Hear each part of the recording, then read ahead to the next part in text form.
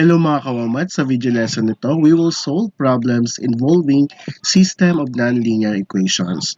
Our problem, the admission fee at a small fair is $150 for children and $4 for adults.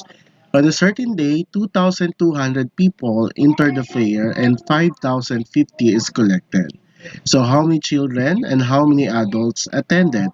So first, let X as the children and Y as the adults.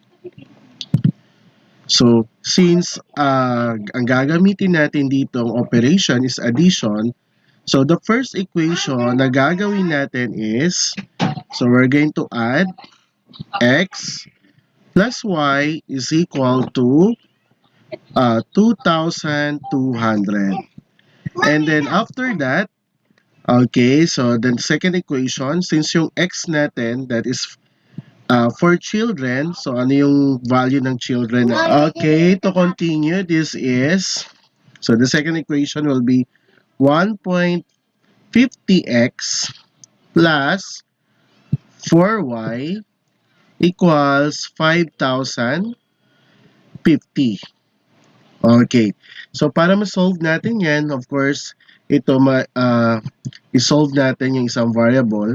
So, pwede natin solve for x ito. So, x is equal to negative y plus 2,200.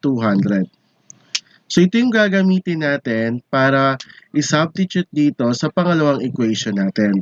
So, gamit itong pangalawang equation natin na 1.50x. So, lagay lang natin 1.50.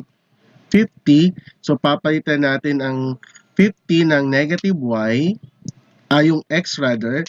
So, palitan natin yung x ng negative y plus 2,200 plus 4y equals 5,050. And then, multiply natin yung 1.50 dito sa loob ng parenthesis. So, magiging 1.50 or negative 1.50y plus, yes. Okay, so 1.5 times 2,200 is, that is 3,300.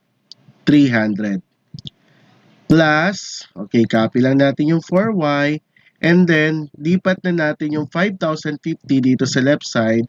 So, magiging negative 5,050 equals 0. So, combine similar terms. So, meron tayong negative 1.5 plus 4y. So, ang may iwan na lang dyan is 2.5y. So, again, inadd natin, no? Negative 1.5 plus 4y is 2.5y minus 1,750 equals 0. So, to solve for y, so pwede natin ilipat si negative 1,750 sa kabila. No? Magiging 2.5 equals 1,750. And then solve for y, so divide lang natin both side by 2.5. Okay, by 2.5. So y is equal to 1,007. Ito, makancel natin to. So 1,750 divide 2.5. The answer is 700. So ibig sabihin, yung bilang ng adults ay 700. So ngayon, ang kunin na lang natin is yung bilang ng children. So para makuha yon, pwede natin gamitin yung equation na to. So this will be x is equal to negative y plus 2,200. So, isa-substitute lang natin yung nakuha natin na y, that is 700. No? So, negative 700 plus 2,200 equals, so negative 700 plus 2,200, the answer is 1,500. So, ibig sabihin, okay, box lang natin yung answer natin. So, ibig sabihin, yung bilang ng children is 1,500 and then yung adults natin is 700. So, kung i-check natin, okay, kung i-check natin class yan, if you're going to multiply dito, so yung 1.50 times, ano yung x natin? 1,500. So, ibig sabihin that is 2,250. Yung isa naman, 4 times 700 equals 2,000.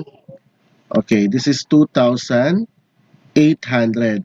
So, kapag inad natin, makukuha natin 5,050.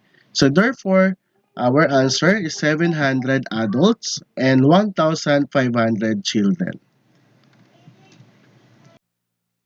Thank you for watching this video. I hope you learned something.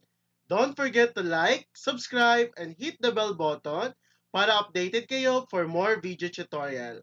This is your guide in learning your math lesson, your Wow Math channel.